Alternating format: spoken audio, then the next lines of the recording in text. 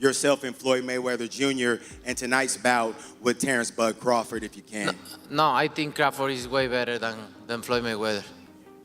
I don't judge, and the old timers didn't either, fighters chronologically as much as I do by the amount of fights they've had and the amount of punches they've taken. I judge them that way.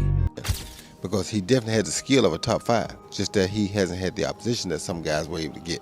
And that's not his fault. He just made one of the best fighters in his weight class look like nobody. Following his incredible unanimous decision victory over Canelo Alvarez to become the undisputed super middleweight champion, boxing commentators are starting to speculate that Terence Crawford might surpass a prime Floyd Mayweather. Crawford received recognition for his winning strategy as well as his victory, dominating from a distance, changing positions fluidly, maintaining his position under duress, and combining tactics with deadly effectiveness.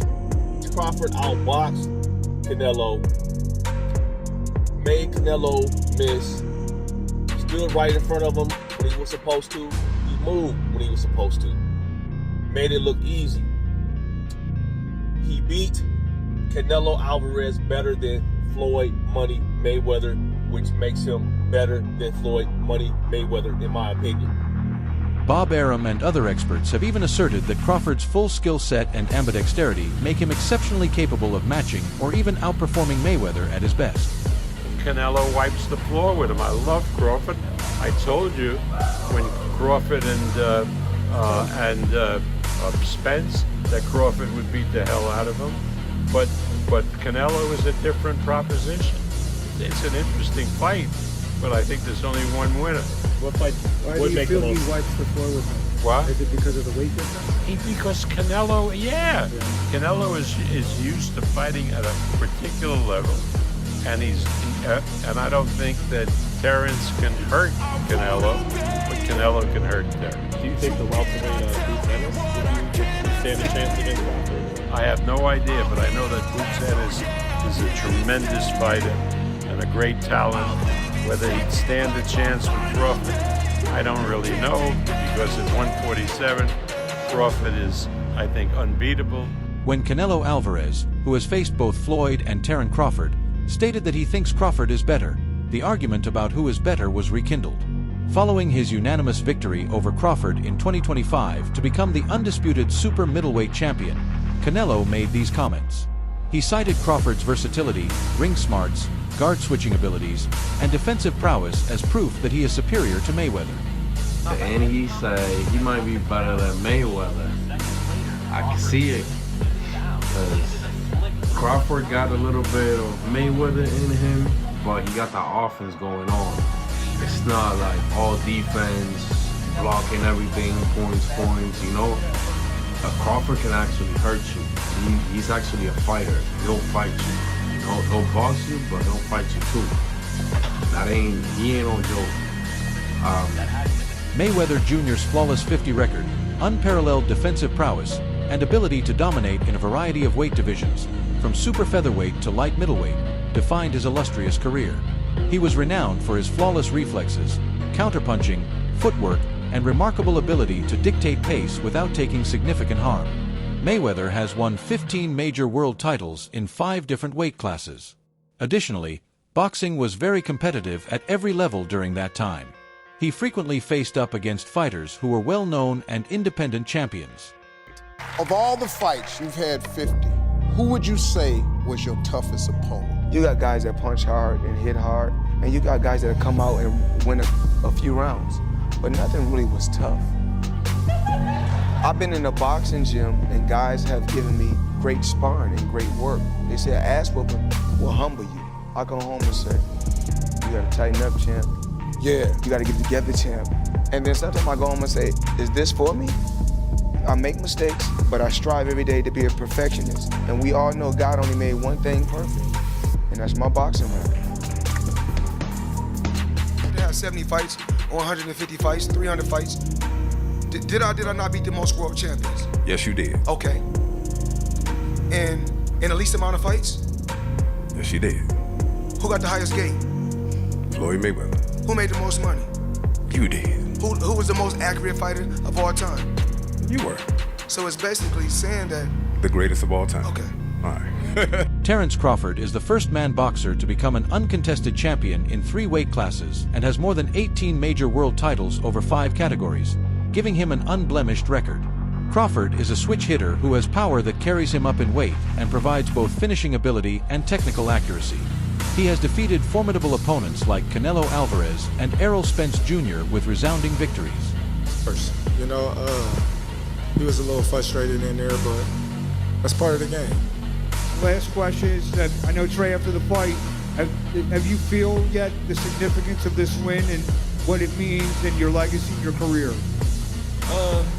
To be honest, when I set my sights on doing something and I know what I'm capable of, it's not like a surprise to me. It's a surprise to y'all because y'all didn't believe me. You know, but for me, I knew I could do it, and I believed that I could do it. I just needed the opportunity. Terence, when did you know that you were going to beat him? Over here on your left. When he signed the contract. He seemed to focus mostly on body punches, and you were hitting him in the head a lot. Was it your reach that gave you the advantage? It was everything. You know, he wasn't hitting the body or anything. He was hitting my elbow because I was blocking it. But, you know, I think I was the better man tonight. The latest bout between Crawford and Canelo turned out to be one of boxing's turning points. After 12 grueling rounds, Crawford advanced 2 weight classes to face Canelo for the undisputed super middleweight belts, losing by majority decision. He received favorable scores from the judges at 116, 112, 115, 113, and 115-113. Crawford had a straightforward plan. Using deft footwork, accurate jabs, and well-timed responses, he managed the ring while simultaneously taking Canelo's pressure and power without breaking. Crawford never lost momentum, even though an unintentional headbutt injured his right eye. His triumph elevated his record to 420, solidified his status as one of the sport's top fighters, and made him the first male boxer in contemporary boxing to become the undisputed champion in 3 weight categories. To be honest, when I set my sights on doing something and I know what I'm capable of, it's not like a surprise to me. It's a surprise to y'all because y'all didn't believe me. You know, but for me, I knew I could do it, and I believed that I could do it. I just needed the opportunity. Terence, when did you know that you were going to beat him? Over here on your left. When he signed the contract. He seemed to focus mostly on body punches, and you were hitting him in the head a lot. Was it your reach that gave you the advantage? It was everything. You know, he wasn't hitting the body or anything. He was hitting my elbow because I was blocking it. But, you know, I think I was the better man tonight. In a recent interview, Roy Jones Jr. pushed Terence Crawford into conversations meant for the greatest of all time, claiming that Crawford has the kind of talent and versatility typically found in Hall of Famers. He thinks that Crawford is unique because of his timing, ring IQ, smooth stance changes, and total offensive and defensive control. Jones Jr. acknowledges that Crawford still required a few high-profile bouts to solidify his position. He views Crawford's recent results as evidence that he is finally living up to the expectations his talent has long promised, particularly the dominance against highly recognized opponents. Gotta rank him probably in your top 10, maybe even your top 5. Where do you rank Terence, in your opinion? I put him in the top 15, maybe the top 10, because he definitely had the skill of a top 5. Just that he hasn't had the opposition that some guys were able to get. And that's not his fault. He just made one of the best fighters in the weight class look like nobody. That's pretty damn good. Now he proved what we already thought. We just didn't see him against the best opposition near his weight class. See, this is the thing people don't understand. This is what I like about Bud. He reminds me of Roy. We ain't got to have the best opposition in our weight class. We want the best opposition near our weight class. There's been discussion that maybe, Crawford and Inoue are going back and forth tussling for like pound for pound, that maybe Inoue because of the multiple weight divisions. You're shaking your head no. Tell me why no. Because Inoue also, when he first moved up, he lost to Donell. Don't forget, he lost to nobody. Moving up or down, he moved 3 times. He lost nobody. Keith Thurman was outspoken in his praise of Crawford's performance, calling it a boxing clinic where smart tactics, ring generalship, and basics were the mainstays. He emphasized how Crawford successfully countered Canelo's typical pressure and power advantage with his jab, movement, angles, and distance. Thurman acknowledged that Bud's speed, timing, and poise were crucial, despite his earlier worries about Crawford gaining weight. He also acknowledged that Canelo appeared slower than anticipated and seemed incapable of adjusting or applying his physical prowess as in previous bouts. Thurman eventually acknowledged that Crawford's victory was a masterclass in skill and strategy, demonstrating that Canelo was outboxed in practically every way, despite his continued danger. What's up, people? It's the morning after the big fight. Crawford Canelo. Shout outs to Crawford. You did it, boy. You did it. For those who still aren't quite sure what they witnessed last night, I'm gonna let you know that you witnessed what is called a notorious boxing clinic. This is everything done right, okay? First, he worked behind the jab, people. Boxing 101. Set your shots up behind the jab. Canelo froze up. He was able to minimize the pressure. Step 2, use the ring. Use the ring. Get to the outside. Make Canelo pivot. Make him pivot. Don't let his feet settle. Okay? Pick your spots. This was a notorious hit and don't get hit. That's boxing 101, people. It's actually the definition of boxing. For those who don't know the definition of boxing, it's to hit and not get hit. It's almost like a game of tag, to simplify it for you folks. All right? And yes, Crawford was tagging him. Not just with the jab, moving, but he was able to do another key factor, which is get respect in the ring. He was able to hold his ground in pockets, work the body, go toe to toe, and catch him with that speed. With that speed, the straight left, the little uppercuts and the hooks to the body. Like I said, people, it was a clinic. Fernando Vargas acknowledged that he had miscalculated the matchup heading into it, but that Terence Crawford's outstanding performance had shown him to be mistaken. He praised Crawford's accurate blows, impeccable ring control, and crisp technique throughout the fight, expressing real amazement at how he carried out his strategy. Although Vargas acknowledged that Canelo is still a formidable and successful boxer, he made it clear that Crawford was the better fighter on this particular night. His response was one of appreciation for the skill and dominance that enabled Crawford to achieve such a historic triumph, as well as humility as he acknowledged that he had underestimated Crawford. What's up, people? It's the morning after the big fight. Crawford Canelo. Shout outs to Crawford. You did it, boy. You did it. For those who still aren't quite sure what they witnessed last night, I'm gonna let you know that you witnessed what is called a notorious boxing clinic. This is everything done right, okay?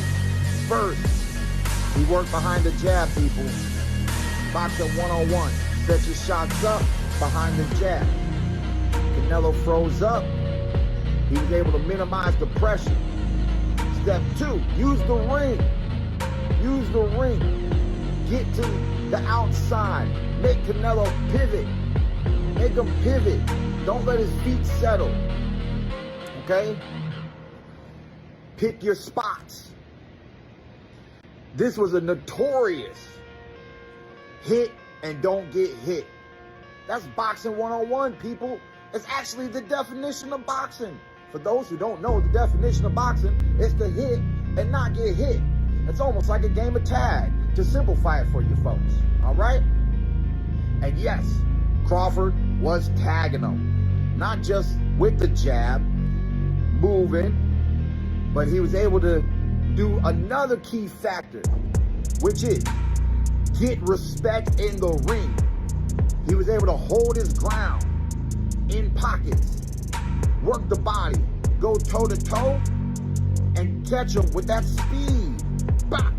With that speed, the straight left, the little uppercuts and the hooks to the body. Like I said, people, it was a clinic. Son of Fernando Vargas Jr., has also shared his thoughts on the most recent altercation. Vargas Jr. notes that with almost 70 professional fights under his belt, Canelo's career has already been quite taxing. According to him, a fighter's body, reflexes, and general sharpness will undoubtedly suffer from such a demanding schedule. Even while Canelo is still regarded as one of the greatest names in sports, Vargas Jr. feels that the years of well-publicized fights have gradually sapped some of the ferocity and motivation that once helped him rise to the top. He observes that the zeal that previously marked Canelo's ascent no longer seems to be as visible, and that his power no longer looks to be as punishing as it once was. The weight was going to be too much.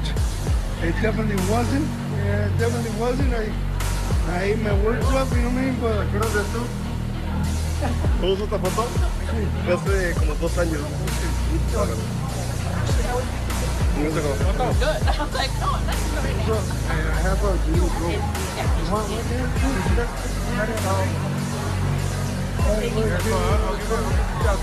All right, call us. He's us. Yeah. So, what was it? What do you think happens next for both Canelo and Crawford? I think that, man, but I always knew that Phil was a great fighter. He worked both guards, orthodox and southpaw. Amazing talent. Al Bernstein draws attention to Crawford's unpredictable nature, which is another aspect of his skills. He clarifies that Crawford's style in the ring is neither strict nor predictable.